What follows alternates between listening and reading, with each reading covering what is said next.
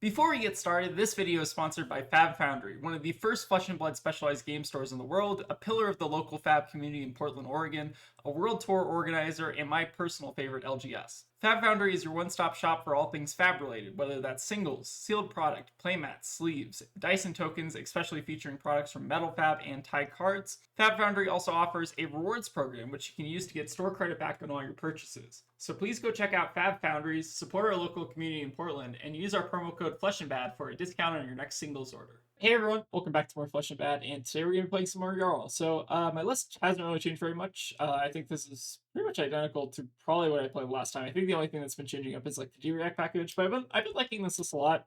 It's felt very like grindy and controlly, which I kind of enjoy. And I think for the most part, like our sideboard just has a lot of good tech options, so I'm pretty happy with the list kind of as is right now. One thing I will say is that Mastering Pack Guardian is on the horizons, and also we're going to have the new, I forget what the set is called. What is it called? Super Slam. But anyways, we're going to have those two new sets to maybe potentially get some new cards for Guardian, but until then, I'm kind of just waiting out. I honestly was taking a look at Mastering Pack Guardian. Maybe we can just look at it right now, and I didn't really see a ton for Jarl in particular. Like, it seems very much like a kind of like almost like a Valda expansion pack, whatever, however you pronounce it. But anyways, it seems very much kind of geared towards a lot of the other Guardians. Like, I think it's mostly going to impact like Victor and Valda. And the one concern I have about Jarl in particular is that if Victor sees an uptick in like meta percentage, then mainly because of like this card's like kind of nuts for Victor, I think, or it might not even see like play, depending on like whether or not like Trounce is actually better than this effect. But I imagine this effect's pretty good. Yeah, but anyways, so Victor being on a like uptick might mean that Jarl is in a bit of danger, but we're gonna keep playing him for now and just see how it goes. I don't really see like a ton of other like great cards in the set for Jarl, but if you have any ideas, let me know in the comments and we can feel free to like test them out. I think like maybe the most interesting card is like Base of the Mountain, but even then that's not like a super exciting tech card or anything. But for today, we're gonna just play the list as is, see how it goes, and just have a little chill out Jarl sesh. So hope y'all enjoy. Right, playing against a Gravey. Always want to go first in a Gravey. And it's been actually quite a bit since I played against Gravey. We'll give him a good luck, have fun though. So normally the plan is always to fatigue Gravey. I think we don't actually want the Oasis in this matchup just because we're not running Tunic anymore, but in the path list I've actually run it. I think my goal is still to fat deck. I still like Remembrance. The root bounds I think are good. I think everything but Snag is pretty much fine. So I think I'm going to board out. I think not. I think we're going to go with it as is. I also prefer Little Hammer into Gravey just in general. Okay, interesting first hand. I think it's probably still worth it to visit here, even if we go up an Arsenal, I think is kind of okay.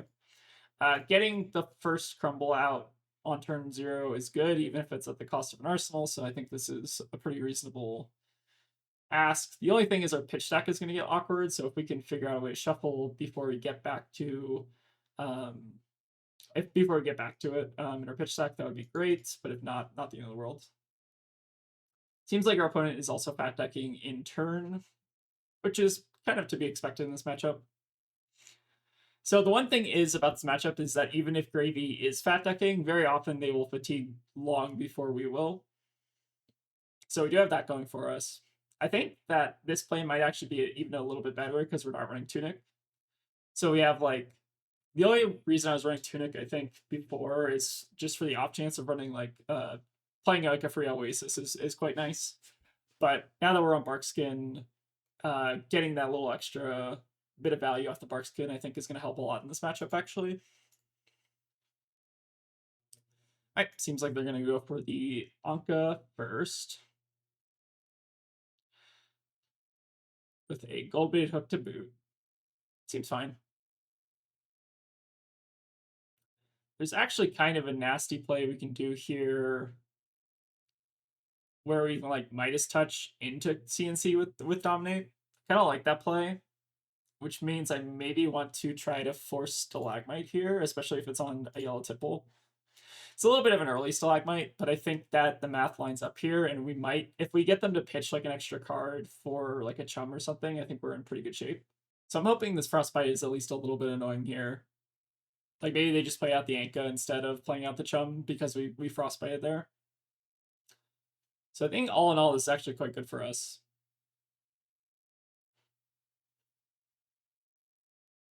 So problem being they're not going to be keeping an Arsenal.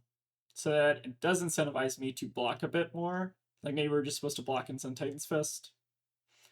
So I think the plays are actually supposed to like block with Mice Touch, which feels bad, but like we don't actually need this card, and we can like just put it back with Remembrance later in the game. So I think our goal is to just continue on the blockout plan until like save life until we basically find our Frozen to Death or we find our Mangle that can potentially dominate.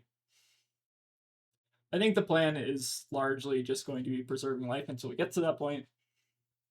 So our opponent is fat decking us, and one of the like the benefits of them fat decking us is it means their turn to turn damage is like a little bit less consistent. I think in general it might be correct for Gravey just run a clean 60 and then just try to set up like a tip the barkeep combo. We've already seen one tip the barkeep gone, which is actually a pretty big deal. But all in all, we're in pretty good shape. The Glacial Footsteps actually might help us out quite a bit here if we're able to use it to clear a chum. Like having the extra 8 is actually quite nice, especially if we can play it off 2 cards. They don't play out a chum this turn. That's kind of fine still. The one thing we did do last turn is we blocked with our CNC, which I almost wonder if we're maybe supposed to use our sync, just so we have like functionally a 6+ attack just to send in a chum, because we didn't know that they had in the graveyard. So I was wondering if that might have been better. So they're not gold baiting hook this, which means that we don't need to respect this. So we might as well just let it hit, get a little chip damage in, but all in all, seems fine. I think what we're going to do with this hand largely is going to depend on what they choose to do. So my guess is they're probably just going to play out a chum and swing with it. But they do have other options. So play an SE leg, so they do get to the Gold Kiss Rum. So they do actually have a lot of sources of rum in this deck. It looks like, I imagine they're probably on 3 Sea Leg, 3 Tip the Barkeep, in which case that might be challenging to beat in the late game. We'll cross that bridge when we come to it. I think for now, our plan is to just Seeds of Tomorrow the chum, and then we're going to send Glacial at them. So that's super exciting, actually. Maybe the correct play is to just give them a bit of armor plus an Autumn's Touch and then send Glacial, then keep the Sync Blow in Arsenal for when we need it more. I think that's a higher value play. The problem is we're having to give up the second Charge's Stalagmite, but that might be okay. The Frostbite's not super relevant in this matchup, so I think just using our armor efficiently is like kind of fine. Here I just kind of like sending 8 at chum, getting out of the way. Don't have to Seeds right now. We can Seeds later. Shouldn't be a huge issue. So we do have Decompose online for when we find some of our Decompose threats, which I think is just felling in this iteration of the list. I think we cut Plow. Plow is definitely pretty good in the Gravey, but it does have its like pros and cons. Like a Plow this early might not be great, but this hand's fantastic actually. So we can actually Scar. We can like Sync, Frozen, or like Scar and then Frozen. It's pretty good. So this hand's really good. The only problem is we'd have to like potentially Arsenal Frozen, which gets a little bit awkward. But it shouldn't be that big of a deal. So you do need to put a blue in the bin this turn if they want to play out allies. We'll see what they do. But yeah, if we get Compass out of the way by turn 4, I think we're pretty happy with this game. Right, discarding a chum. So we still have not played a blue. Alright, so there's the blue, and then they get go again. I guess it depends what they want to pitch here. If they play not a chum, this Scar for a Scar is actually going to be a pretty big deal. But if they do go for... It seems like they're maybe just going to try to dump hand here, which I think makes sense. But yeah, I think we're more than happy to take a little bit of damage here just so that we get the benefit of clearing their board and then blowing up Compass. I guess we're not going to clear their board. We're going to leave them with, I guess, 1 Rigor Mortis, but even then, that's still kind of fine. So I think the play... So the question I guess I have is, are they going to try to play out another ally, or are they going to try to just send another Rigor Mortis? I don't know what the correct play is there. So they're not gold baiting hooking this, which is interesting. So that maybe signals to me they want a gold baited hook on the Rigor Mortis, in which case we're kind of fine with that. I guess we will just give up a little more armor here. I think we actually give up the Civic Steps just to get it out of the way. I feel like Civic Steps is not super impactful in this matchup because notably, at least the benefit of Quicken Token with this is that these are not weapons like I think they were in Enigma. We should sync this as well, but we're not going to choose to sync anything here. I think the benefit of Quicken Token worked with like Enigma Ward, right? Because they were technically considered weapons. Is that how that worked? I can't remember. It's been so long since I played against Enigma. But I guess that's one benefit is like I feel like Gravey doesn't use Quicken Tokens very well. So I think my original assumption was correct that they're probably just going to go for Rigor Swing with a Gold Baited Hook Threaten, which makes sense. But I think here we're just going to Scar Rigor and then hit him with a Frozen to Death. They are going to get a bit of gold here, but I think that's fine. We do also get to give them a Frostbite on their legs because they opted to pop the boots there, which is quite nice. And yeah, Scar for Scar is just a powerhouse in this matchup. There's been some talk about like yellow Scar for Scar, which I kind of get. It's like a pitch card for exactly CNC basically. I think like the red one does come up, especially if you go like Humperdinck into Titan's Fist for 3 for some reason. So I do like the added consistency of doing that. But we'll go for the Frozen here. I think we are arsenaling the other Frozen just on... Well, it's kind of close, actually. Do we have an Earth card that's better to get back? Not really, right? I think we're supposed to arsenal this for the other seeds, but it's definitely going to be awkward doing that. I think it's still correct, though. So we did bottom a seeds, but we're running a second one, right? I think we are. Yeah, we should be running the second one as well. So it seems like a little bit of an awkward arsenal, but like we have a lot of time to try to clear this out. So maybe it's not actually that bad. Looks like the Frostbite here also might be a little bit annoying for them, depending on what they got.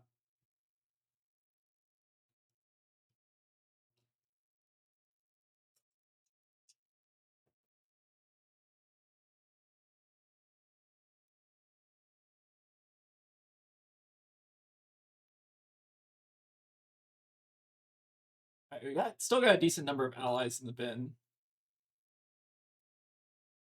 But fortunately, because they Gravey activated this turn, they're probably not going to be able to get a ton of Gogan here, which I think is in our favor. All right, discarding another Sea Legs, pretty good.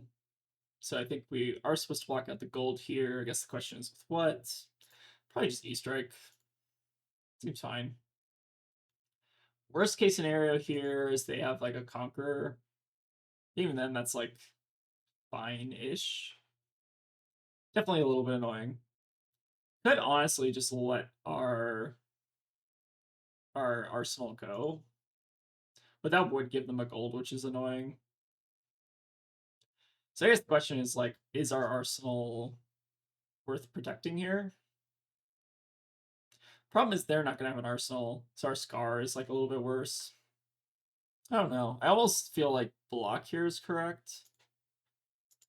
They put an ally in the bin so they can Dead Thread still. I think we're just supposed to let this go, right?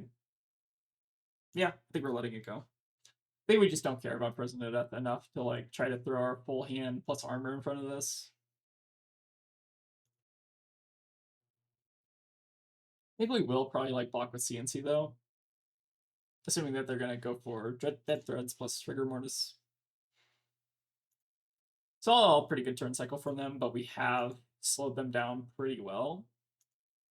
We're at 19. We get to just send a Fist at the Rigor Mortis and Arsenal Scarf for later. So they're basically not going to be able to keep a board very meaningfully here. Like they have a fixed amount of rum that they're going to be able to use. Would like to see some of our D-Reacts in the next couple of hands, ideally. All in all, not in a terrible spot. Felling's pretty good. Second Scar, a little bit less useful. I think we're still fine here. We can also have the potential to just like double Scar their face into maybe send like Mangle or something. No, that doesn't quite work. I guess we can like Scar, Felling, bottom the Mangle, but that's also not very exciting.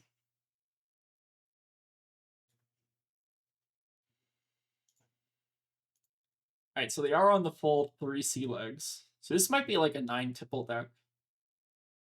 Very interesting. I feel like I've seen a lot less 9 tipple than like the other variants, I guess. So it seems like here they're just gonna try to push some damage, which makes sense. I think we're probably just giving up on the felling of the crown, maybe blocking with like the scar here or something. I think this seems fine. We'll just save Titan's Fist in case we need it, and then just keep the scar in arsenal and try to preserve life total here. I think that's basically our #1 priority.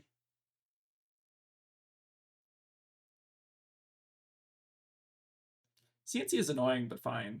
Like, we still get to cover this. Oh, we can't cover this with the bark skin, so this is kind of annoying. So I guess we will just, like, give up a little equipment here. It seems fine.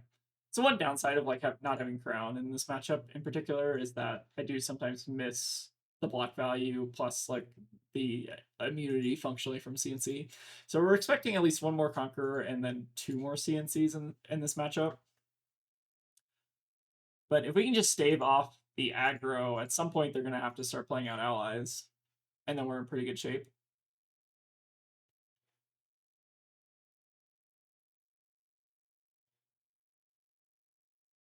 Seeds is a nice draw. Would have liked to see that a little bit earlier, but still all in all fine. So now we're at the point where we probably need to start gaining a bit of a life and try and find our sigils ideally. But if they're not playing out allies, like, we don't really need to necessarily keep a hand to like hold resources back or anything. All right, Saltwater Swell is fine here, so I'll take 1 point of chip damage. I think that's worth it. And we'll just save back any block for in case they decide to run this turn and maybe attack. We haven't seen any Whaler Humperdinks either. It's maybe slightly concerning.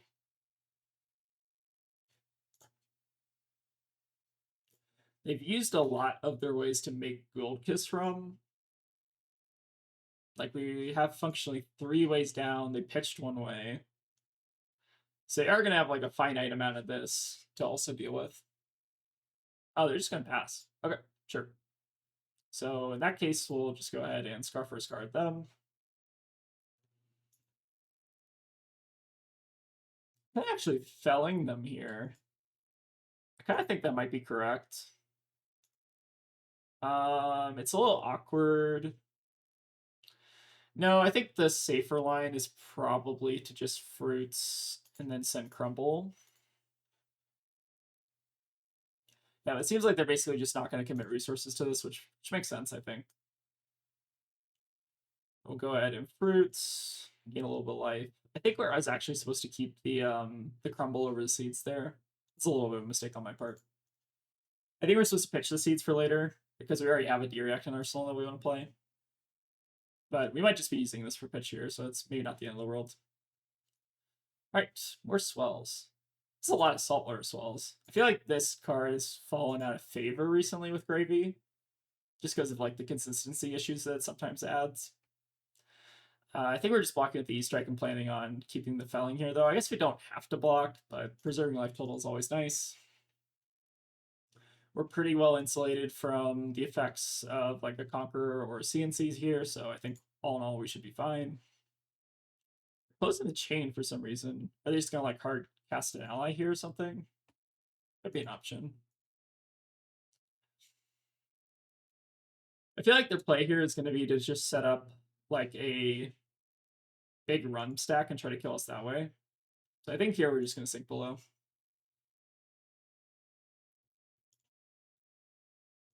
Take 2, go back to 18, and then we're going to gain a bit of life and felling them.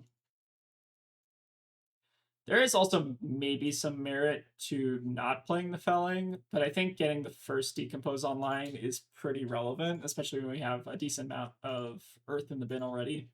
So I think we're going to just play Sigil here and just do felling for 4. We also have basically on-demand felling with the plume here. So I don't think we're really worried about using up too many of our felling crowns. So we'll get Fruits, Autumn's Touch, and Frozen, I think seems fine.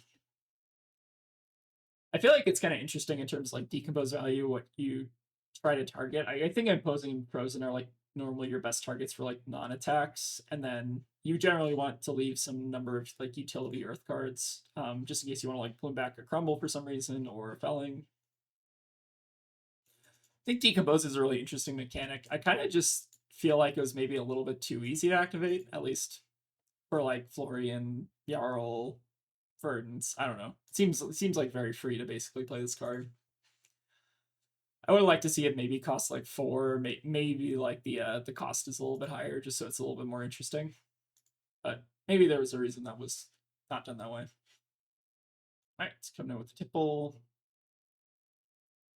I think we're still just on the deny gold plan. We could actually shelter here, and that would preserve a little bit of armor. Kinda don't mind that. I'm assuming that we have 2 more CNCs to worry about. So I guess the question is like, should we try to hold on to this, or should we try to use up armor? I feel like armor maybe is better, just in case we want to keep this as a react to like block more. I feel like using the alternate mode on shelter might not necessarily reward us very highly. Our goal at this point in the game is basically just to kill everything they have and then disrupt them while we do that, ideally. I think they might be at the point where they want to start making or just throwing out allies just to get them online. All right, we do have Humperdinks in the deck, so this might be like a 2 Humperdink deck because we haven't seen a third one. It could very well be on the horizon, but we do have Plume for that, which is at least nice. And they can't play it out this turn unless they want to risk it dying like immediately. But it's definitely something we're scared about, especially with the rum. All right, CNC no go again.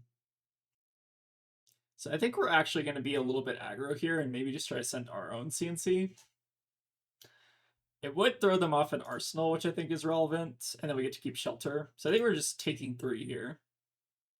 I'm going to value the disruption a little bit higher than the life gain and just hope that we can kind of catch them on maybe an arsenal, like a starter or power card that they want to play.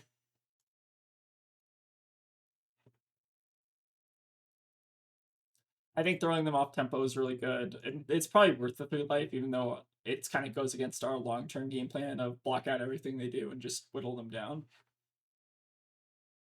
Like, I think if this like ruins their next turn, I think that's a pretty big deal. I tipped the Barkeep. That's a very powerful card that we got there. So I think that was worth it. So we now only have 2 more sources of rum in the deck. And we also have Shelter and Arsenal, so I think we're in a pretty good shape. If they opt not to use rum here and we get to like resolve an Oakenold, we're also in pretty good shape as well. Seems like they're going to maybe go for playing out the ally though. All right, using the first rum. So I'm imagining this is probably a whaler. It's probably actually not a whaler on 4 cards, right? Because they can't attack and swing with it, so it's probably just chum or something. Chum's fine though. So they get go again on playing the chum, and then they can attack with the chum. And they get go again from the Avasti, so I guess they can play out like another thing. Sure, that's fine. So we're basically just going to shelter this, and then probably block out the next thing they do, and then just send like Oakenold at chum, I think is the play.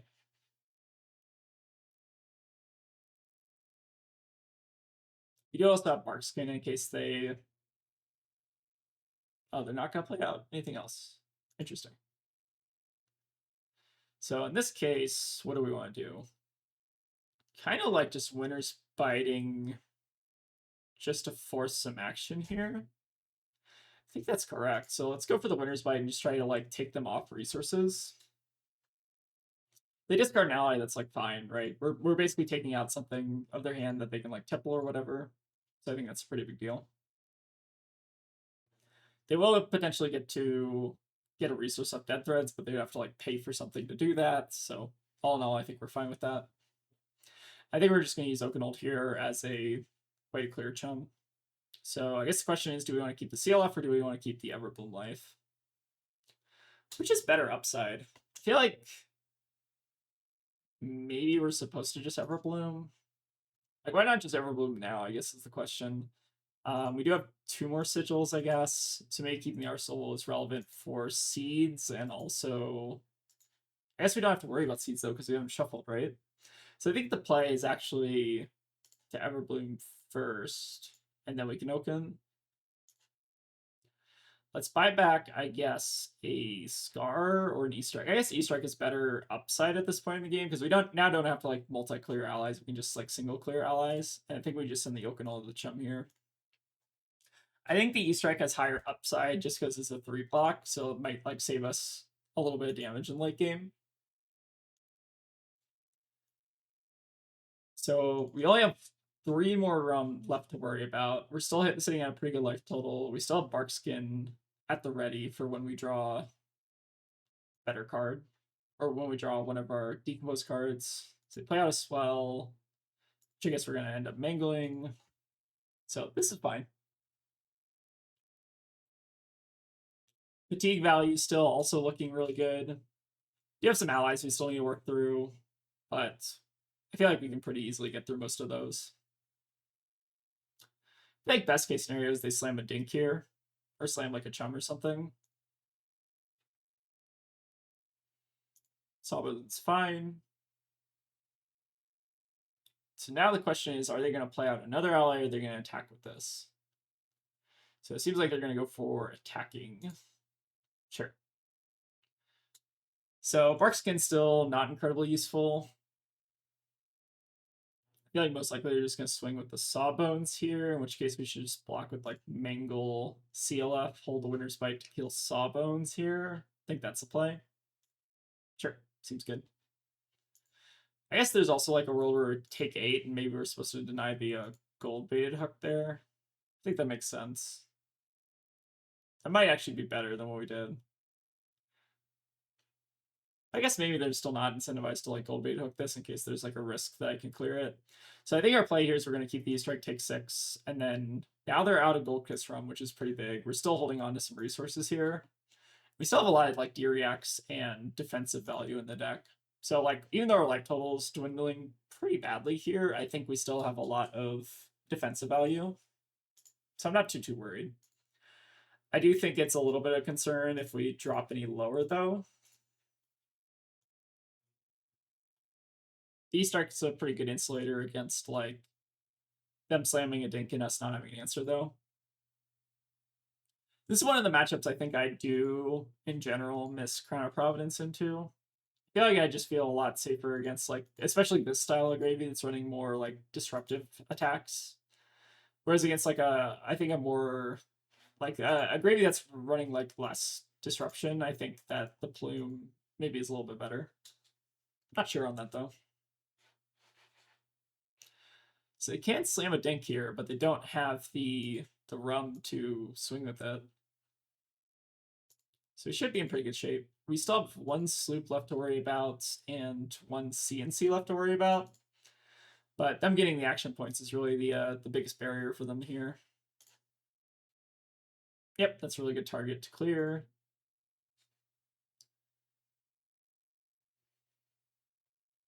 So I think we could get a little aggro with this E-Strike, but we also kind of don't need to. I think we're just going to start with the Everbloom Life. What are we putting back, though? Maybe just putting back another E-Strike, I think, is a fine thing. I still don't think we really need the Scars at this point in the game, because we broke Compass pretty early. We could actually put back one of their things, but I don't think there's anything of value. If they had like a Limpet in the graveyard, that would be a better play. So I think in our case, we're just getting back an E-Strike, and then I think we're still just sending Felling at them. There's also an option of like E-Striking there, but I don't think it's better. So we're going to bottom this Autumn's Touch, but I don't think that's the end of the world. All right, so we decomp, get the Gauntlets, get the Everbloom, and we get Frozen Death. Pretty good. So they'll also have to bottom the card here, which is really nice. And then we also get Chum out of the way, which is fantastic. So we're working through the allies. How many allies do we still have left to worry about? We have Anka, Swabi, and just Whaler. Is that it? It's pretty good for us. We're hanging on for dear life here, but I think we're doing a pretty good job, honestly. They have no gold set up. they don't have Mage Master, they don't have a Rum. So I think that we've done a pretty good job of like keeping them off the resources they need, and now our Barkskin is also live, which is a pretty big deal. I feel like I don't think we saw any of our root bounds this game. I feel like that actually might have been why we've kind of struggled a little bit. So yellow tipple coming in. I feel like most likely follow up here is like a CNC, so I'm going to try to play around that. So I guess we're actually just supposed to block with like Everbloom here. Or I guess we can like block with Oakenold, and then if they CNC, we just block 6 and then send fruits or whatever. Or like just discard fruits. I feel like that makes sense. Because I don't think they have the ability here to like play out a Whaler or anything, and even if they did play out a Whaler, we could kill her right away. So I think we're pretty well insulated by blocking there. Alright, another swell. So they still haven't played a blue this turn. So I think our play is still... So I guess there is a way we get punished by... They still have one more Conqueror, right? Or no, they got rid of their Conqueror. So I guess what we want to play around here is ideally getting blown out by CNC. In which case we can still use our Barkskin here. So I think we are supposed to block. We use Barkskin plus Everbloom. That covers CNC. We discard fruits on our turn. We just gain a little bit of life. And then that's the last CNC to worry about. Because they have not discarded a blue this turn, which is also really good for us. So I think we're discarding the fruits plus Everbloom. Could also have just gotten back a third felling, but I think that's maybe a little bit too aggressive. I think we're just going to pad up the life total here. And we'll put back what here? Actually put back an Anka or like a Rigor Mortgage or something. It's kind of a funny play. I don't know if that's necessarily correct. Like maybe it's better to get the Mice Touch here. I honestly think that maybe putting back an ally in the deck is like kind of worth it. Let's put back a Rigor and see how that works out for us. We could get punished for that, but like I think if we just clear out their bin, that's also kind of like another path to victory. All right, so that's the third tip the barkeep there, I believe. So 3 tip the barkeeps, 3 sea legs. So all you need to do is we need to clear this Whaler, and I think we win. I think we're still in pretty good shape. Barkskin, obviously quite useful. Okay, seems like they're just going to pass. That's fine. So in our case, now we E-Strike. I think it's actually fine to go off the E-Strike in Arsenal if we want to. Just because we have Plume whenever we need it, just to get a felling. And we're getting some pretty decent value out of just swinging face here. Rootbound's also a pretty fine arsenal. And if they're just like passing, we're also like more than fine with this, right? It's also why I think Blood in the Water is not like a particularly good card against Jarl. Like it's good if I go aggro, but like I feel like most Jarls, that's not the game plan anymore. The game plan is to just like tank up as much as possible, basically. All right, now life totals are a little bit more even, which is nice. I actually think I think I'm actually supposed to cut this card in this matchup. I think in Blizzard in general is kind of a weaker card, especially against Gravey. So I think this probably shouldn't be in the deck just because it's a no block that can sometimes just randomly kill you. But might not actually be that bad in this game state.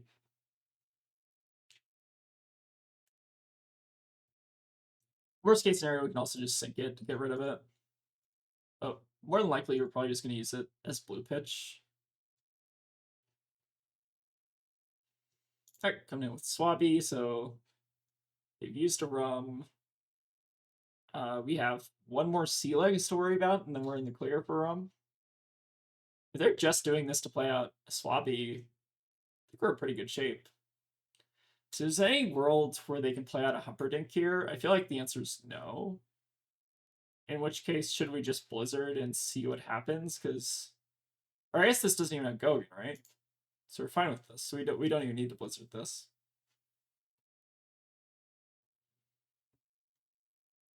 I guess we can like double decomp here if we want to. We have enough fodder. So yeah, I kind of feel like double decomp is maybe the way to go, or maybe like single decomp. Maybe single decomp is like a little bit better. Just save our earth resources in the bin for a rainy day.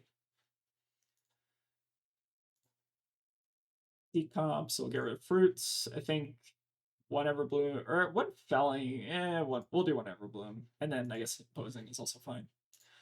Fully covered, and then I think we're just spending our next turn. I think we're going to overpitch the root bound here just to get it out of our hand because it's not like super strong. I think here we're just going to Fist of Swabby, Arsenal Sync. It seems like they're maybe just checking the graveyard there. Alright, go ahead and kill Swabby, Arsenal Sync. Seems like they're pretty light on allies for what it's worth. Seems like they're a much more like pirate-centric deck, which is kind of interesting. So we've only actually turned down, what is this, like 8 allies in total? It's kind of crazy. We don't have, or I guess we have 2 more allies in the bin, so we have like 10 allies in total. It's actually kind of an interesting Gravey build. It's just very minimally ally focused and then a lot more attack actions. Like I feel like in the early game they were very aggressive in terms of like the amount of damage they were able to send. But like once we got past the kind of compass point, I feel like the tide's gonna turn in our favor. Okay, so we have 3. We still need to worry about the last CNC. So what is the play? What is the block here to not get blown out by CNC? I guess it's just channeling Frigid, right? Could also keep the Frigid if we want to block with the Unforgetting, Unforgiving. But then our block becomes awkward. We might have to block with like CLF and Barkskin, which I guess maybe we're fine with. I feel like I'm going to stick to the plan though, and maybe CLF is not actually that useful because now we can block like 6 here without using armor. Like, I think CNC is what I'm most worried about at this point. If they just try to slam a Whaler with no rum, we can still actually activate Plume and get back Felling here. So we're not in that bad of shape if they do that.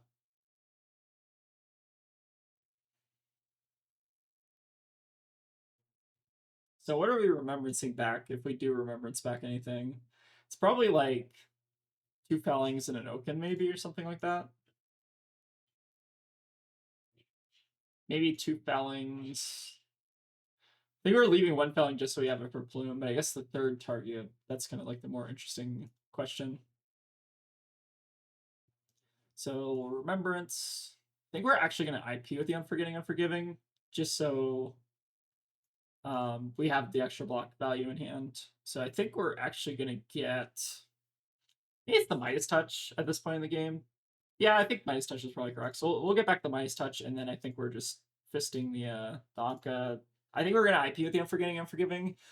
The way we get punished by this is if we don't draw very many resources in hand. But I think at this point in our pitch stack, we should have a decent amount of blues, and we just shuffled. So this was kind of like the punish hand. Oh, it seems like they're just passing though. Interesting. Okay, we'll just sigil, get a little bit of life, and I think we're just going to. We could actually try to IP with the Midas Touch. I don't even think that's necessarily worth it. They were just going to clear the hand here just to find something a little bit better. Like, if we can start chaining Fellings, then I think that's a pretty good big deal. All right, what do they have to turn over? They can turn over the 1 Felling, and that would actually be really annoying. But they could also just try to make some gold, which is also reasonable. I think hitting the 1 Felling, though, actually might be pretty big for them. Interesting. I wonder if I was maybe supposed to leave a second Felling for this scenario, but I guess I wasn't keeping track of their sunken treasures. I guess they have 1 more left. So I feel like the correct thing for them to turn over here is probably the Felling, but it obviously feels bad because you're not getting the gold value off of that. Interesting to see kind of what they opt to go for here.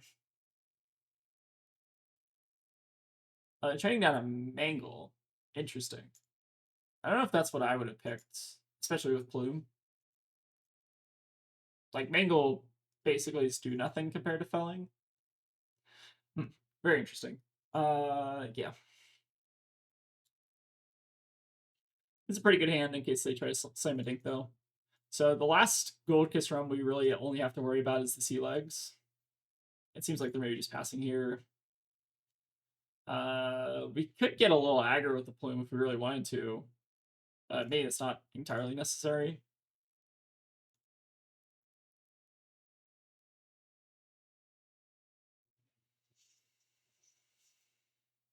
I think we're just gonna IP with a blue here, or IP with double blue, just in case we need to pop our plume. There is probably a world where we like crack plume and try to get a little bit more aggro, but I think that's probably not worth it. So it seems like maybe they're just IPing here just to force or just to get some D-reacts out of their hand, which I think makes a bit of sense. I think all in all, this is still a fine exchange. Take him off 2 cards. This hand's awkward, obviously, but yeah, I almost do just want to like aggro felling at them, especially when we have a pretty high likelihood of drawing into more fellings. I kind of actually don't mind that. It's like, it's pretty aggro. I wouldn't do this if I didn't know, or if like we didn't have those other 2 felling shuffle in the deck. But I think this is actually kind of worth it. We'll get a little bit aggressive here. Like if we can take them off cards and force them into a blocking pattern, that's also kind of a win con. And also just clear a lot of cards out of hand that we kind of don't want to have in hands. Like if we don't do this, then we're stuck with like 3 cards in hand that we don't necessarily want to be in hand. So all in all, I think this is still fine. All right, port exchange. So there's the last sea legs. I think it's still too little, too late though. Like even if they play out Humperdinck off the Gold Kiss Realm, I don't think that's necessarily the win con they're looking for.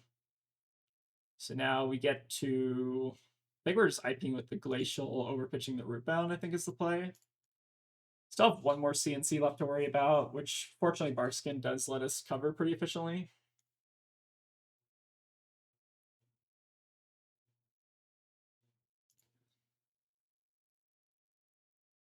And it seems like we're maybe at the point now where they're just trying to play out allies and hope something sticks. Which I think we've all been there as Gravey players, I guess. I actually like have not played hardly any Gravey. I think I maybe played like 1 or 2 games of the deck, and just like there's something about Gravey as a deck that just like does not sit well with like what I enjoy about FaB. Feels like there's very minimal challenge, I guess. I don't know. I don't think that's necessarily true. But I don't know. Maybe I'm like just some kind of like weird contrarian where I don't like playing the best deck. I think that's probably more likely to be the real culprit. So I think we're gonna IP with the Glacial. I think it's the play. We'll just do go again. Swing face. Glacial is also another good way to clear out a Humperdinck if we need to. Kind of more of a desperation play, but desperation's still fine when you're at 20 life against a Gravey with Barkskin up as well. So this Blizzard might kill us. Again, I think this probably shouldn't be in this configuration for Gravey. Like in general, I think you're probably not supposed to run this card. Alright, so there's Swelling. And Blizzard's like notably like pretty bad here. So I think we're just saving as blue pitch and maybe we're just like E-striking something. So this isn't the rum turn because they did activate Gravey. So they could play out a dink, but then we can kill it basically instantly. I think we got this game pretty well secured. The only real threat I'm still playing around is like CNC at this point. I think we have like 1 sloop left and 1 CNC. And then I guess 2 tipples.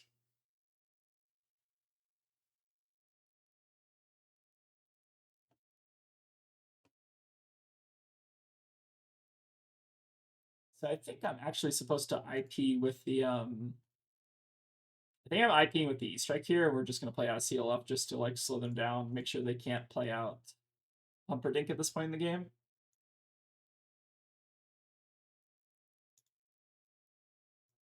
But yeah, I think we've done a pretty good job of keeping track of the threats. A very light ally list. Like they're running, how many in the graveyard? We still just have that 1 dink, and then we have 8 here. Is this 7? 7 here plus 13, 14. So maybe like 18 or something allies. I'm not exactly sure if that's the correct math. So we'll go ahead and E-strike the Limpet to go again. I think we're maybe now just IPing with the Oakenold as our way to clear. Could also just send it for 7 and like force them to block with gold bait hook, but I guess that doesn't really accomplish much, right? We'd rather just like hold this back because like the gold bait hook block is like pretty free. Yep, and this hand's really good. So we get around CNC, we get around Humperdinck with this hand, we get felling the Humperdinck. All in all, I'd say we're in pretty good shape. So it looks like they're maybe trying to set up like a loot the hold Humperdinck turn. It's pretty scary. So the question is, can we block this? Yes, we can pretty easily, right? With the sink below. So if this was like the turn that they were like holding out for, unfortunately, I think they were just like a little bit too slow here. I almost forgot about the sink below in Arsenal. I was like almost worried there that we were gonna have to discard, but turns out really nicely for us here, I think. I think their deck is like mostly fluff at this point. At least it kind of seems like it to me. So we now kill the Dink. We could have also sent this at face. I guess there's not really much incentive to. Like maybe they block out and then they leave Humperdinck for a turn, and then maybe we can't kill it. GG's. Yeah, I think they're basically we're just out of threats at this point. All right, and I think that'll pretty much wrap it up. So let's kind of take a look at what threats they have remaining. So they have Rigormortis in hand, and then Limpet and Oyston. Those are the 3 allies. So we were running how many allies in total? We were running 14 here plus the Dink, which was on the board, which is 15. So 16, 19 total. Very interesting that there's only 1 Limpet and 1 Oyston. Kind of an interesting boarding pattern. It seems like they were fat decking too, so maybe they only have like 1 copy of each of these, which is definitely kind of like an interesting like sideboard. But yeah, how many dinks? I guess we don't really have a way to see how many dinks, but I think they had like 2 dinks, right? Is that correct? There might have only been 1 dink too.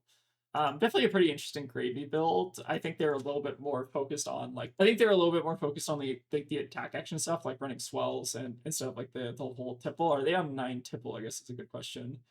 They're on 8 tipple. Maybe it looks like an 8 tipple list. Yeah, seems good. I think I've seen a lot more Gravey lists slanted pretty similarly to this, where they're just trying to like basically do like kind of like a KO game plan with allies basically, and then just like kind of like outvalue that way as opposed to like setting up like huge like board states or anything like that. But yeah, all in all, it seems good. Let's see if we can get another. All right, playing against Oscilio. This matchup's weird. Like I almost want to run like AB2 in this matchup, but I feel like AB1 often is fine. I think we're supposed to run like a lean 60 though, if we can help it. Oasis doesn't seem that good. I think it's one of the matchups where I think Jarl might struggle like a little bit. Kind of like something like this maybe.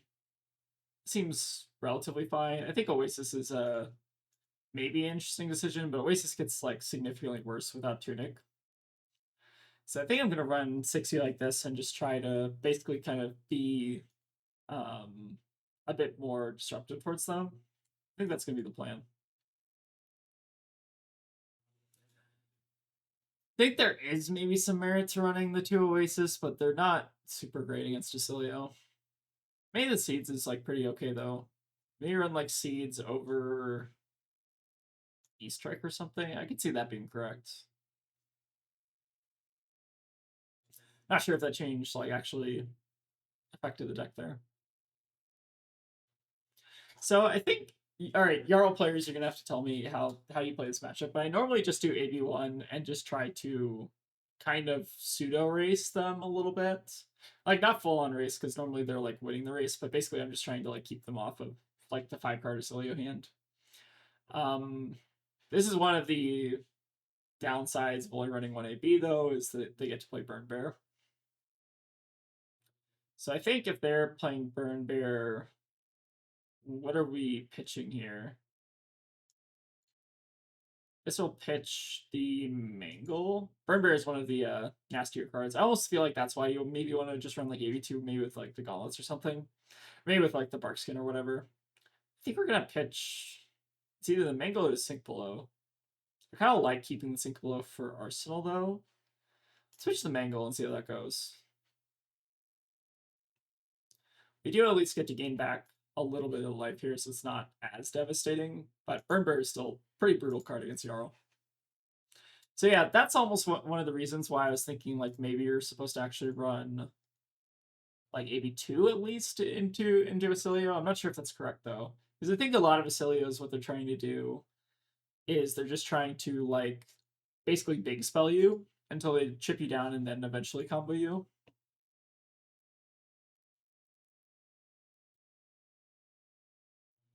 Love to see another burn bear being blocked with though. Don't mind that at all. So we get the sync, which is nice. We're not even close to decompose, so the root bound's a little bit useless. Pretty nice defensive hand though. We have the sigil to pad our life to a little bit. So what does burn bear block mean? Does that mean they have a third burn bear in hand or something? Could be the case. This card is like crazy strong. Alright, seems like we're just gonna blast. So we're basically safe from them doing anything here. I think we're actually gonna try to get a little bit aggressive with the sync maybe. So they have the CLV. But they aren't going to be able to activate the blast here, and like maybe the best case scenario is they just get to like pitch to Bullsar and then maybe play like a spell or something. Maybe play like an instant spell, like a Null Shocker with the Constellation. I forget what that card's called. The 1-cost shock or the 0-cost shock. Everyone knows what that card is. This is fine though.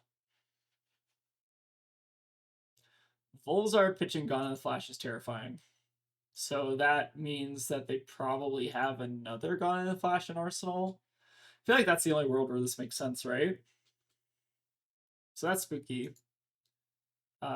We do have Everbloom plus this, but that's not incredibly exciting, especially against what they're doing. I guess we're still supposed to just Arsenal the CLF anyways. Not super excited about this, though. Like, it could just blow up next turn, especially if they play something out. I think we're just... I don't even want to get back an E-Strike. I guess I just pass. Or actually, hold on. We might want to... I think we're actually not supposed to even ever bloom anything back because we want an attack to decompose with eventually. So I think we're just doing the life mode and then just sending 4. So yeah, I don't think we actually wanted to ever bloom it. I don't know. That hand was kind of awkward. I think we're still supposed to hold on to CLF as it makes their turns a bit more painful. But I think this matchup, or like them starting with the Burn Bear, is honestly making me rethink the AB1 a little bit more. Like, I think maybe like you want to go to like AB2 at least in this matchup, but I'm not 100% sure. Need Yuto to come on and tell me like what the correct board is for Oscilio as Jarl.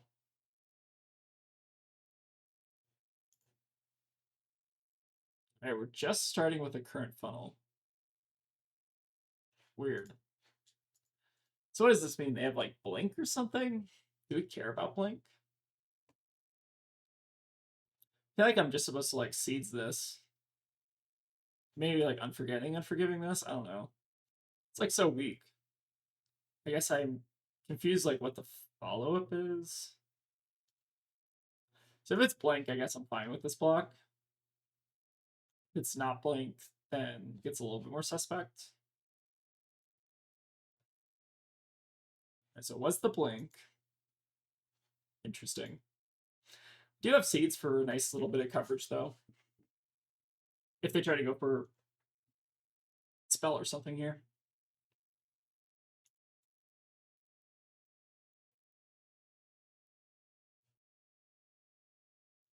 Right, just coming up destructive, so I think that's a pretty good opportunity to just use our seeds here. Soak up a little bit of the damage and prevent the CLV trigger.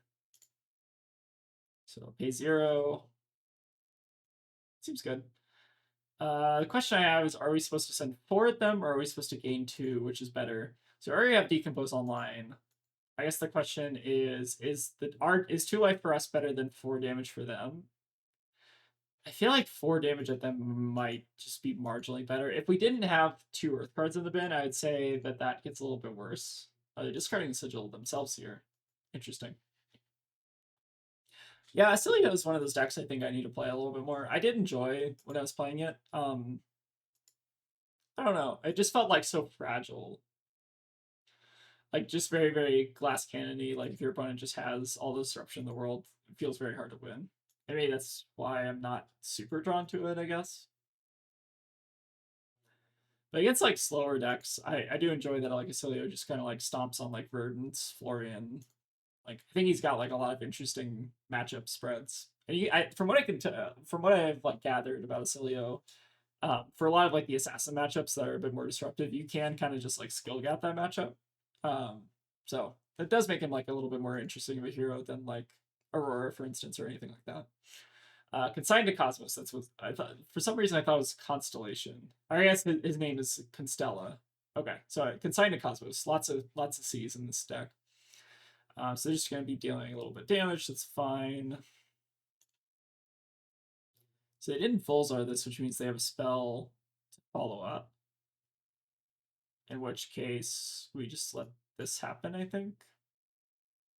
Could have also pitched like an Everbloom. But I think more likely the pitch is just going to be this Unforgiving. So what do they have in terms of targets to get back? They have like the Sigil Lightning, which we don't care about. And that's it.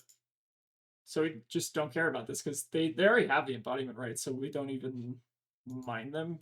It's just basically 5 damage at this point, right? I guess they get to Arsenal it, which is rough. Maybe we do kind of care about that, but I don't think it's worth using like Plume or anything on. So I think here we're just sending 8. Could also play the Crumble out. I think there's a better line that turn. Maybe the correct line was just like Seeds, and then we like Everbloom plus Crumble or something and put it on something. It feels so slow. I feel like I'd rather just deal 8 damage to them. I feel like there is a world where we just kind of explode next turn. Right, they're digging with the Oscilio.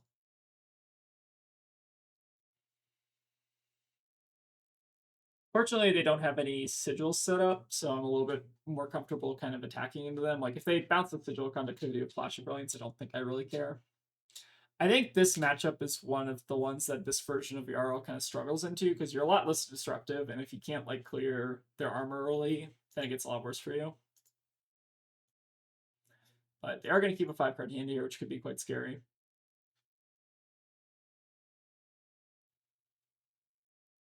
Alright, pretty mid-hand for us.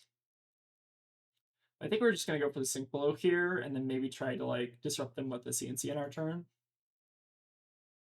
So one of the matchups I think that Pummel actually helps quite a bit into. I think we're actually also supposed to sink a Winner's Bite, just to get it out of hand, because they do have Tunic up. It is a better draw, just because it's the 3 block. So they're playing out the Sigil that we knew about, bouncing the other Sigil, so they're basically just getting 3 action points here, and I guess also Bulzar pumps. So I guess the thing about like additional AB, specifically into this hero, is that I feel like the additional AB does not necessarily help all that much.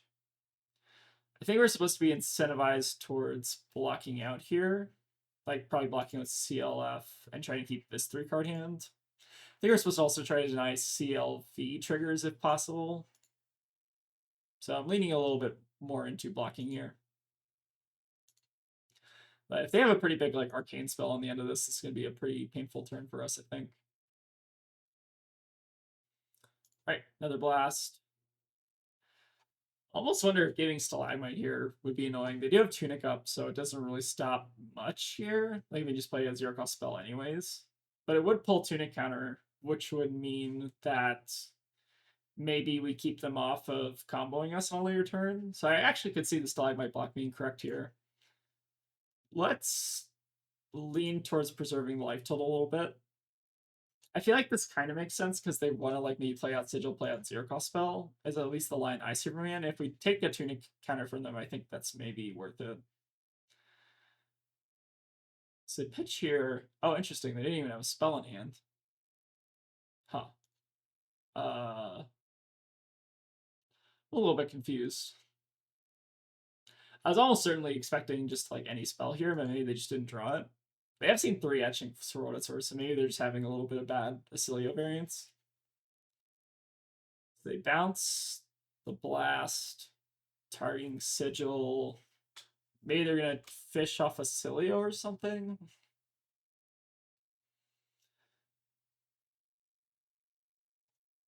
I feel like the play is actually you're supposed to dig with Oscilio and try to hit a spell here. Because if you hit a spell, you're getting like insane amount of value. And if you whiff, you're losing out on sigil conductivity. Oh, spell there was nasty. All right, really good draw from them. So I guess in that case we're just getting rid of the sigil sauce and then trying to redraw into something a little bit better. If we just draw into a react here, I think we're fine. So we'll just pay 0. Oakenold's fine. So that's a fine arsenal. I think they got a little lucky there, but all in all, probably within the realm of like acceptable RNG for us, I think. So we do have the 2 blues. Oh, we don't have a crumble yet, so that's a little bit unfortunate. But we do have felling. It's only a baby felling though.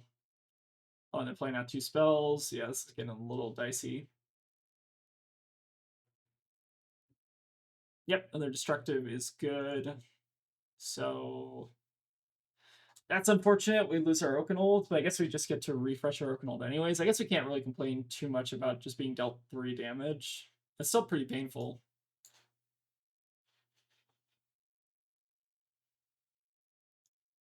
So I think here the play is we're going to just try to Arsenal the Oakenold and pray, although I hate attacking into a CLV or a Sigil Brilliance here. Feels really bad. But I think it's probably what we got to do, right? And then we're just bottoming the fruits. Or at least taking a card out of hand, which is nice. But beyond that, don't feel incredibly great about this. So we decompose. Bomb the fruits. And it seems like they're maybe a lot more arcane focused. I think the burn bears are maybe a little bit weird for me.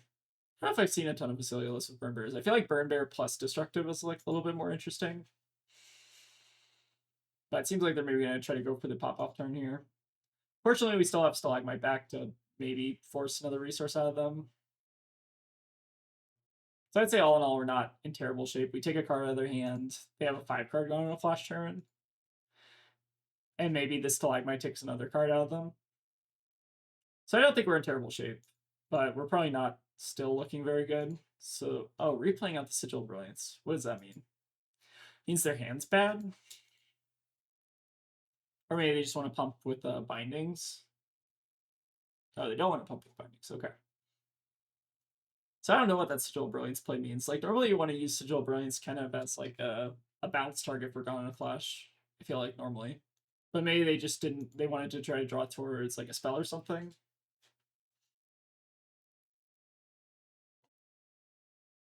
I think now is the opportunity to start cashing in on a bit of armor. I guess the question is maybe do we need to start cashing in armor on this attack in particular? Maybe we're supposed to wait back and see what kind of turn this is. Because if this is kind of like a more mid-turn, then maybe we don't actually need to like give a ton of armor here. Maybe you can just focus on preserving life total and then maybe disrupting them on a future turn.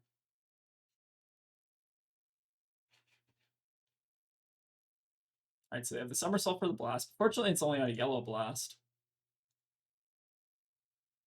I think all in all, there are worse attacks for a Somersault to be on.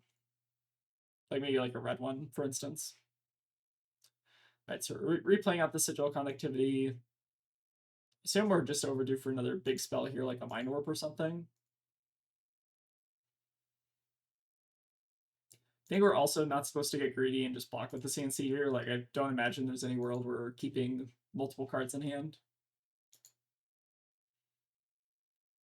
Blocking out also makes their Mind Warp worse, which we know they have at least probably one other copy, at least. I don't know if Oscilio decks are running through Mind Warp at this point. I feel like they probably are. I've not looked at an Oscilio deck list very recently. So I'm kind of out of date on what the current fads are, but they do at least have another one, which makes sense. So here we can actually discard the fruits and just like avoid the Mind Warp entirely. They do have another action point for what it's worth. So maybe they do end up sending a second spell. So I think the play, there's one play is just to just plume and get back a seeds, but I don't think that's necessary. I think I'll just fruits and then pay 1. So this is where AP2 I think is better. And maybe I should just be running Northern gloves as opposed to the gauntlets. I think all in all, that was a kind of a fine turn for us. So there's Sigil Brilliance. Did they use they played their Sigil Brilliance out, so they don't have one in hand. They didn't bounce it, so we just have 2 more of those to worry about. All in all, I'd say we're in fine shape. I think we still have to worry about a couple Consigned to Cosmos, some other cards. We get to hit him with an Oakenhold, though. That's a pretty big game. So I think the play is maybe just going to be to root bound this. I would like to try to preserve the hand so we can Oakenhold, but we might not have that luxury. So I think we're just supposed to root bound here.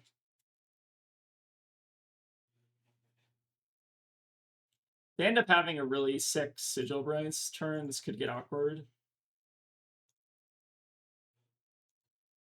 Right, decomp.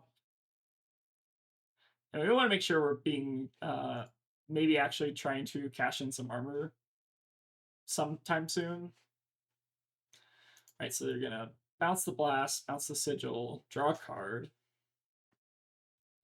It's getting scary, but I think we're still gonna say no blocks here. So they have Blast to Oblivion, they have Sigil in hand, and they have no other cards. Or they don't have action points, I guess. Or no, they do have an action point. They have 1 action point, but they're not going to keep going off the blast here. So they would need some enabler to get blast go again. A current funnel would work though. So in that case, all right. So the other hand is blast plus sigil. If we block with stalagmite, they pull tunic. But are we fine with them pulling tunic? Maybe we are. So the question is this card in Arsenal a spell? And if it is a spell, or it has to be a spell, right? Because they used their Consigned to Cosmos and they didn't pump it with Volzar. So the Arsenal is a spell. This is a Garner Fly, or this is a Blast to Oblivion. This card is the Sigil.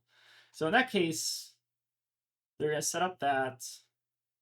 Well, how do they? Oh no, they get go again off of the current funnel. That's how they get go again. So in that case, I think our play here is to do this and this. Or no, sorry, is to do this, I think. No, we just do the gauntlets here. And then we stalagmite on the Blast to Oblivion just to force tunic. I think that's the play I see. And I think we just hope this isn't the 3rd Mind Warp. If it is the 3rd Mind Warp, we're probably actually going to just yeah, if this is the 3rd Mind Warp, we're probably supposed to just plume the seeds back. Oh no, did we get rid of the seeds? Oh no, we got rid of the seeds. Oh, so we didn't even have seed this entire time. Okay, that was a punt on my part, I guess. So we actually don't have any targets back, so in which case, maybe we're supposed to just let this Mind Warp resolve. So a little bit of a punt on my part. I guess the question is, do we want fruits? I feel like we'd rather just have the out of drawing towards the blue. I don't know. I don't know if fruits is actually worth it here. I think we're just supposed to take it. Oh, this is perfect. Well, we kind of fortunately lucked into the perfect hand here. Even then, it still might not be good enough. I guess we get to Oaken. It's a pretty good set of cards to Mind Warp into. I'll admit I'm a little bit lucky, but they did have the Mind Warp off the top luck earlier, so I guess they can't complain either.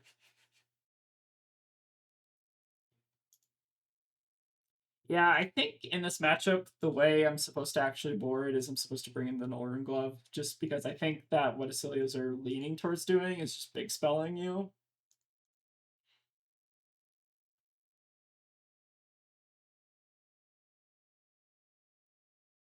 Alright, stripping their hand is fantastic, though. I think we are supposed to Arsenal this in case we draw seeds, the last seeds.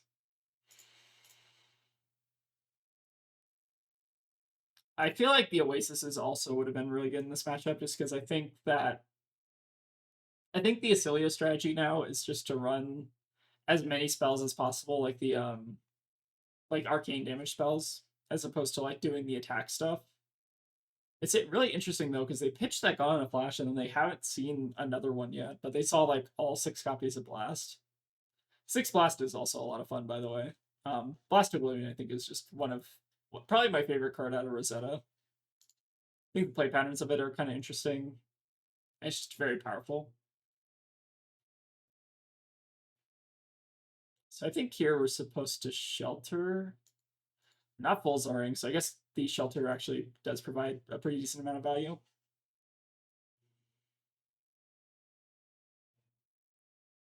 So maybe this forces them to Volzar in response. But also maybe not. So we did have the last Mind Warp out of the way too, which means we're pretty likely to keep our hands. Common Storm Shock is another one we probably overdue for. I think we are probably just paying with the Imposing Visage here because we don't really have much better to do with it. We get to block at least another 2 off the shelter. So taking a big chunk here. I almost wonder if maybe sending Felling was better. Interesting. Maybe. I think we're in a bit of danger here still. Hopefully the CNC is at least annoying. We're also dying with like Bark Skin up. Feels bad. But I feel like we did a pretty good job of just blocking every attack they were doing, right? So maybe we just weren't presented with a good opportunity to Bark Skin, which maybe means like we should just be running like AB3 in general. It's probably correct, right? We just run AB3 instead of AB1 and not try to race.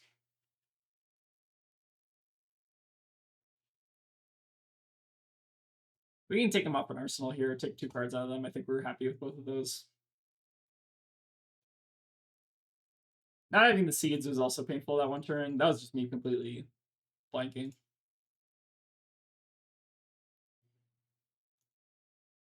So CNC gets a Flittering. That's another card we haven't seen like any copies of. That was the first Flittering charge. So I feel like their deck has to be like all attack actions at this point. Because like, all right, we've seen 3 Constellas. We've seen, all right, I guess 2 Common Storm Shocks are left. We have all the Mind Warps used. Maybe we have a 3rd Destructive here. So I think now is the opportunity to start just cashing in our armor. Just give them the full fridge.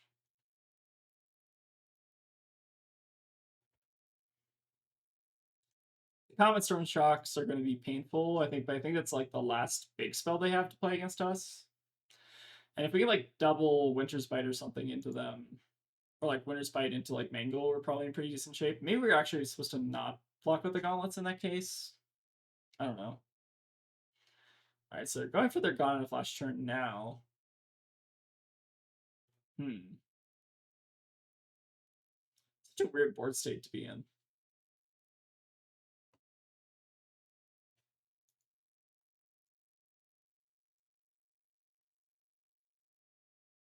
So now another Gauntlet in a flash. But we do get to block with the Crumble here, right? Block with the Crumble on 4. And then hope the last card isn't some random spell they can play, but I don't think there's anything they can do here. I guess Sigil Lightning is like fine, right?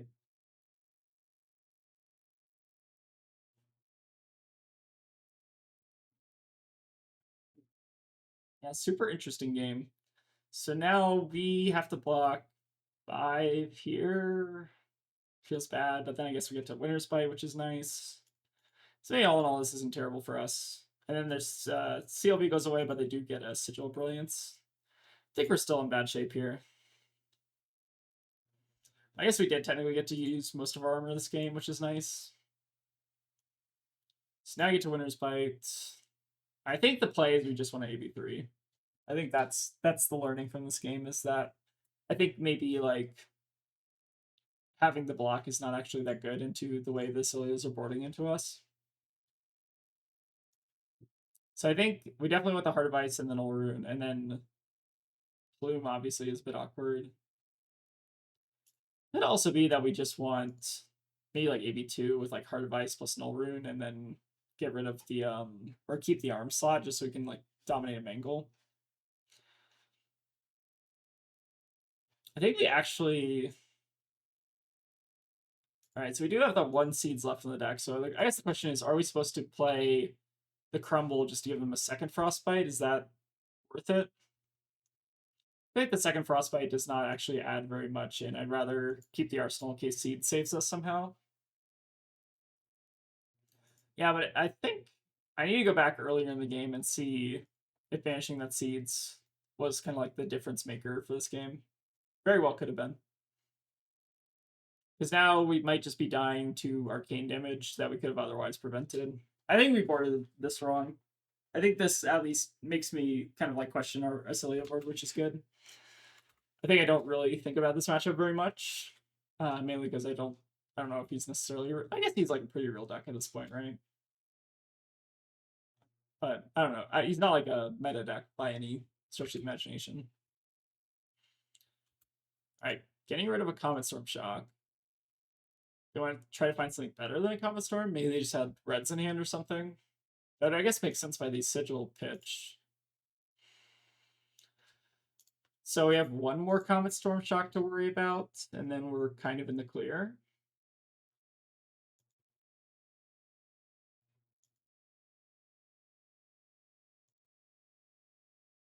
All right, we're sending in with the Eclectic.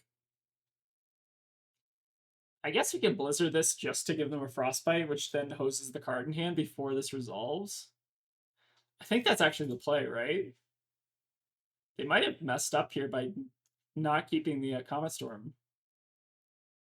Just in case this is a spell, right? And then we can block Bark Skin plus this. I think this might have actually won us. Like, I don't think we deserve to win this game by any stretch of imagination. I think we boarded wrong and our plan was bad. But if we can just hit him with the felling, like maybe that's our path to victory here. And now if that card in hand is like a 0-cost spell, I think that might have actually like won us the game. Because now felling is coming in. And they have the burden of trying to deal like 8 damage on our turn. Which is possible with like Null Shock. But other than that, not super likely. So what threats do we like? What cards are we predicting are left in their deck? So we have one Blink left, one CLB, one Comet Storm Shock, one Current Funnel, maybe like another Eclectic or something. And then I think we have 2 Sigil Brilliances. I know we used all the Sigil Brilliances. Okay, that's good. That's fine. Okay, so we decompose. Get frozen, I guess. So they have to block 6 on this at least to stay alive. They keep a 2-card hand. Maybe they get us down to 2. If it's like Comet Storm plus blue, I think they like the pitching the Comet Storm there was really interesting because I think they could have paid for just the 5 damage part of it, and then we would have been in like terrible shape. I'm very curious to see what their arsenal was off the back of the Eclectic. Oh, this is a nasty somersault, but still fine. Yeah, maybe we're not out of the woods off the somersault yet. So I think their play is now going to be pitch gone. Maybe they don't even pitch gone. Maybe just Eclectic off Tunic. That'd also be pretty good. Ooh, Burn Bear is nasty. So still don't have a way to AB, so we just pay 1 into this. Okay. Still in danger. So they need to do a 4 on our turn, and we have a felling. Make them have it, I guess. So now we get felling, send it in for 8s. Fortunately, we can't hold up any AB for this. I guess, there was a way we could hold AB. If we pitch the blue instead of pitching the red, then we can save 1 AB in case they manage to send a bunch of spells on our turn. That's probably correct. So that was like a small punt. I still don't feel like we deserve to win this game. I feel like we maybe have gotten a little bit lucky. So discard. So we should have kept the red so that we can overpitch it and then hold 1 floating on our turn in case that somehow matters.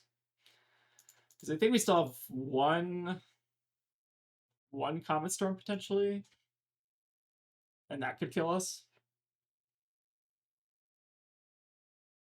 Alright, they go to 1 here. Somersault back. Oh, these somersaults have been nasty. So they keep a hand of Current Funnel plus Gone. I guess it's not that bad for us. Then we block. How are we blocking this? I guess we can go to 2, but that's also really. I think we're supposed to just like. I think we're supposed to probably just keep the CNC here, right? Float 1, and just like double block like this. They still have to have 1 Comet Storm left, right? But I guess I'm curious if they have the lightning cards to buff it. Maybe that's what they're maybe not hitting. So they have 2 Flitterings left. Oh, maybe they have a couple sigils here too. The Aetherizes are weird. Target instant with cost 1 or less. Oh, I guess maybe that's just for Oasis or whatever. That kind of makes sense. They need to give us 1 more block here.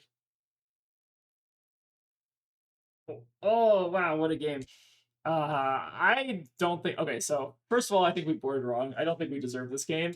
Second of all, I kind of feel like they maybe had to kill on us that 1 turn where they could have just like played the Comet Storm Shock and then like they put us to 1 and then any like arcane damage in the future is like basically lethal. So I feel like cycling that Comet Storm was maybe the play that lost in the game. I think so. In terms of our board, let's actually like think about what our Oscilio board is. So let's create a Oscilio matchup. Why not? Do it right now on the fly. Oh, we have a new UI. Okay. So we choose Oscilio here. Add. Then we edit the matchup. So let's think about what our Oscilio board actually probably should be. So I think it's at least AB2. I think maybe we do want the gauntlets. Maybe we board out the bark skin because it's a little bit slow to get going. And I think maybe we just want the additional AB. Maybe even it's correct to run like Null Gloves as well for just the AB3. So I think what Oscilios are doing is basically just trying to go like big spell into us. So I think the Oasises maybe get a bit better in that scenario. Sigils seem really good. Root Band I think is just always good, right? And then we definitely want Seeds. I think Blizzard's pretty disruptive. So I think something like this looks good. And what else are we running? We're running like the Sink Belows. I guess the Unforgivings are also pretty solid. So maybe it's something like this. I guess we also bring in our Nullroom Boots. So I think it's something kind of like this. I'm still undecided whether or not the Gauntlets of the Boreal Domain are correct or the Nullroom Gloves are correct. I think I could see arguments for either. But maybe we're supposed to like just lean towards 83 if they're trying to go for like big spell, which I think is correct. Like their goal is to basically just play out a bunch of Burn Bears, and we are supposed to like be the defensive deck for a bit until we hit a disruption. So I think maybe this is actually like the correct board. So I think we boarded wrong. We somehow got there, which is I did not think that we were actually going to do that. But we did get a bit lucky there, I think. And I think they also had some pretty good luck on their side too. So maybe this is like the actual board that we're supposed to be doing, and then we just kind of like play kind of like more of a defensive game against them with the added AB3. But yeah, I think all in all, I think I could have played that a little bit better. I think ultimately the board was what was like the biggest issue that game. But yeah, let's try this board in the future for Oscilio in case that we ever end up playing against them again, and maybe see if that fares a little bit better. All right, so I think that's pretty much going to wrap it up for today. So we played against Gravey and Oscilio. I think 2 pretty decent decks right now. I think Oscilio is maybe like a little bit less meta, but like I think specialists are doing actually pretty okay into Gravey from what I've heard. Like it seems like a pretty okay matchup for Oscilio, and I think maybe Slippy is like the issue. But Slippy is like, I think you can like high roll them and stuff like that, so maybe it's not actually that bad. But anyways, yeah, this is going to be the Jarl list we're going to be working on. I think I'm pretty happy with this list. Again, I don't really foresee a ton of changes, like maybe the yellow Rootbound turns to like a shelter or something minor like that, but for the most part I'm pretty like happy with this board. I think I'm pretty good into the current meta, although I do kind of have some worries about Jarl in general into the upcoming meta. Like if we are playing against decks that are running like Test of what is that card, if we're playing against like Victor and stuff, like if Victor sees like an uptick in popularity, I think this matchup, like the Victor matchup for Jarl just seems like pretty abysmal, at least though I guess like good Victors that I played against. So a little bit worried about that matchup in the upcoming meta, like Super Slam with also the new cards from the set, the Mastery Pack Guardian. But yeah, we'll keep refining this list. Again, I still enjoying Jarl quite a bit, and we'll maybe actually give Valda a try sometime this week or next. But yeah, I need to kind of do some Valda research first. Yeah, but anyways, thank you all for watching, and I'll see y'all next time. And a special thank you to all the folks who decided it would be a good idea to give us $2 on Patreon. We really appreciate the support, but it's obviously never required.